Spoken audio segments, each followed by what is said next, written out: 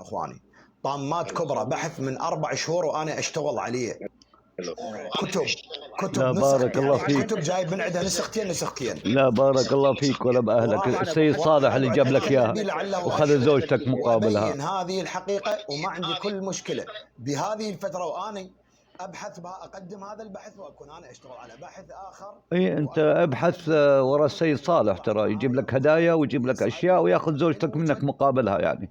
فأهلا وسهلا. أنا أساسا تربيت في الزرايب. انت تربيت وين يا ابو حسن؟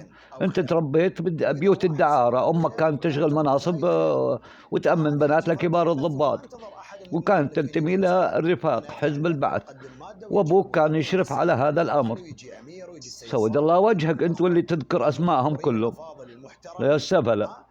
يجون ويضيفون الى البحث اللي انا اقدمه بكل رياحيه 4-5 ساعات مع بعض مستمتعين. عادي، الذنوب مستمره. بالماده اللي نقراها ونطرحها لهم. كل هذا همكم انكم تطعنون بالدين واساسات الدين واصول الدين. احنا وياهم كنا سويه في ترسيخ المعلومه في اذهاننا. اي ترسيخ الفساد والفجر والفسوق والشبهات عشان الناس تترك الدين الاسلامي وتحاربون الدين الاسلامي، مساعده اليهود ومساعده النصارى. هذه حقيقتكم يا سفله.